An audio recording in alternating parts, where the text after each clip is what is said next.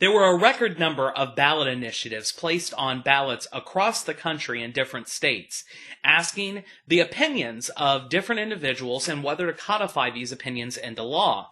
Most interestingly was that of minimum wage. Minimum wage was actually placed on the ballot in a few states, and guess what? Every single one of those states passed a higher minimum wage than that of the federal minimum wage. With that and a few other ballot initiatives, here we have Anthony and Tommy. Wage debate coming up in this community was important, at least to me personally, because it showed that Congressman Bustani, had no earthly idea about what he was talking about.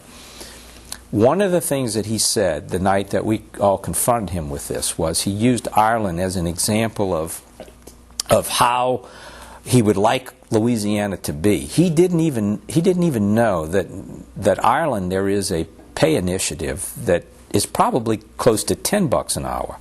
That in most Western European countries, they understand that when you deal with issues such as competing in the workplace, bare-knuckle economics, this scavenger economics or trickle-down economics, this stuff doesn't work. Because what really happens is that whoever controls the legislatures controls the purse strings. Right. Because you make the laws then to give one person a competitive advantage over the other. Right. So I hope that in the new Congress they take the lead of the 4 states that I'm aware of that increased the minimum wage, and they do that. But you know what? We could have done it in Louisiana. Years ago they passed a statute that prohibits local governments from having a minimum wage. Now think about that for a second. In other words, the argument has always been if you take away the minimum wage, then wages will rise. Nothing prevents that from occurring. And to think that they would pass a state law that says in New Orleans they can't pay anything more than a certain amount. Yeah, they can't pass for example, in San Francisco there is a local minimum wage law. Chicago as well. Yeah, that you have to pay a certain amount. We have a state law that prohibits a locality from doing that. Now that makes no sense. Right. Unbelievable. Well, what's unbelievable about it is if local governments are going to stay away from issues that affect how people live on a daily basis, economic issues like that, then it's not surprising that people in Louisiana are leaving. Right. Ed Steimel, who pushed for right to work back in the 80s, as I said in the beginning, on Jim Inkster on NPR in Baton Rouge, recently pleaded with Republicans, conservatives, to vote Democrat. And the basis for that was he said that it has gone too far, that people are leaving Louisiana not because businesses are being overtaxed, that's a myth. They're leaving because they cannot make a decent living. Right. And to be blunt with you, I can't imagine how someone raises a family on $5.15 an hour. That's exactly it. And if you have more than one child, and you have the average family is usually, parents and 2 children, I don't see how they raise kids on a combined income of $10.60 or $10.30 an hour. It makes no sense. Anybody get sick. It's come. And for God's sakes, who can live on $5.15 an hour? Who can hire anyone? Anybody out there watching this program thinks you can hire somebody to go to work for you, doing anything other than having a kid next door cut your grass. Right. Dream on. So, we need to get into the. We used to say towards the end of of the last decade we needed to get into the 20th century before we left it. Yeah. Well, we really need to get into the 21st century. Yeah. Because we're well into the first decade now. We're in the 6th part of the decade. So, yeah, these ballot initiatives, minimum wage, the time has come. I can't imagine why we have to debate that. There's a Roman Catholic who votes Democrat all the time. Those who disagree with me often say, well, then how can you square that with Roman Catholicism? And what happened, and I think it was Montana, no, it was South Dakota. is a good example of the answer I have always given. The opposition to the amendment on birth control, on abortion in South Dakota, was supported by pro-life groups. Right. And when you look at the reasons why the pro-life groups supported it, what you come away with is those who call themselves pro-life are not really pro-life. What they quibble about are the circumstances. All right? And there's great disagreement on these issues. For example, it is always said by those who are pro-life, but with reservation, well, we want to make exceptions for the life of the mother, for rape, for incest, and things of that sort. It's exposing the tactic that Republicans have used since the 70s. And if you look at the abortion question when it came up in Roe versus Wade, that opinion was written by a Republican justice who was himself a Protestant minister. And when you follow abortion as it's been used by the Republican Party, sure, it has been in their platform since probably the 80s. But all they do is give lip service to it. When they have to deal with the real issues every day of telling a woman what to do with her body versus what we as a society can require of her to do with their body, they find the same moral difficulties that we all find in these things. And my answer to Catholic friends has been, look, abortion is the consequence. Abortion is the cause. Is the consequence. You got to look for the cause elsewhere. Right. Okay? You got to start asking your question, when an individual is put in that circumstance, what's caused that to occur? Right. And if it's something that we in society have caused to occur, then let's go correct that. Let's not beat on individuals. Right. So I think it's exposing the lack of any rationale Right. for Republican rhetoric with the issue of abortion. I don't think you're going to see anything coming out of the new Supreme Court other than you're going to be, what you may see is that big government, and by that I mean the federal government, should stay out of the issue, but little government, that is state government, can get involved in the issues. And so you will see some states with rules or regulations quite different than others. Right. And of course then what you will hear is that it's the liberals that have caused that. Right. We have gotten away from, especially here in Louisiana, because we tend to make the Constitution volumes and volumes and volumes. You know, a Constitution is in the whole scheme of things, when we talk about social contracts, the Constitution is the social contract. Right. That's the contract that we all have about these general principles that we're going to live by. What we then do, which is really crazy, is we take these positive laws, these substantive laws that we can expand a contract, and I don't mean contract in the sense of agree, but I mean expand or reduce by agreement. We then incorporate them into the general document, and it leads to all these bizarre and peculiar permutations of things that you either can't get in or should never have been put in to begin with. Now, these issues, like you've raised with gay marriage and other social issues, constitutional amendments to deal with that is just not the answer. Right. You know, these are matters that can be treated by competing interest on a statutory or positive law basis, without making it a matter of Constitution. You know, our Constitution, and this goes back to my basic complaint against Scalia and Bork and others, our Constitution is built upon the whole concept of natural rights. And when you have a member of the Supreme Court like Antonin Scalia, who says the Ninth Amendment is an inkblot, who makes fun of the United States Constitution because it guarantees, it attempts to make it very clear that government, big government, the federal government, little government, the state government, even minuscule government like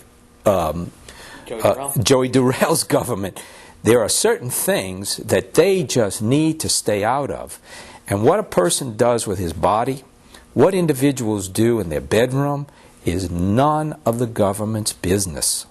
They better be more concerned about what goes on in the boardroom than in the bedroom, because as the old saying goes, some men steal with guns, some steal with fountain pens, but it's theft nonetheless. Yeah. You guys don't understand too much. I mean, Bush was saying last week, this is incredible. Now, this is how little Bush understands. In the world of the imperial presidency of George Bush, he actually said, well, if his plans were, Bush is saying this a week ago, and he will keep, that Rumsfeld will finish out his term with him, and that's at the president's pleasure, and so will Vice President Cheney.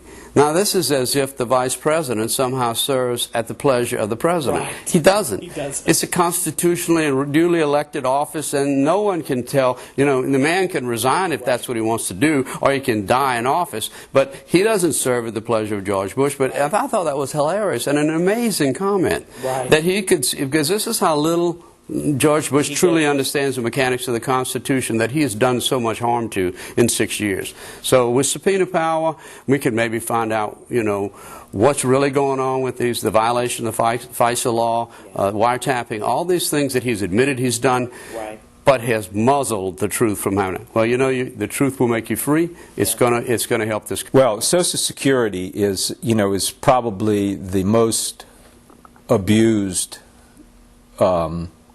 American birthright that there is. And both in America and in Louisiana, I might add, politicians, Republican politicians, have sold the birthright of working people at an alarming rate.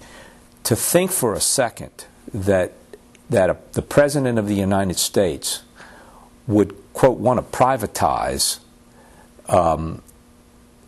insurance premiums. I mean, that's what this really is. He treats it as if it's a bet on the lottery. Right. And would you take your insurance premium for your house or your car, and would you go put it into the stock market? No, you wouldn't do that. That would be dumb to do. Social Security is an insurance policy that the government assists everybody in having. And by the way, those who are opposed to that idea need to think about this. You cannot drive a car in the state of Louisiana unless you have insurance. Right. In other words, State Farm, Allstate, all these insurance companies have found a way to ensure that their product you have to buy. Doctors, when doctors were having a problem with insurance, the state of Louisiana created an insurance company for them.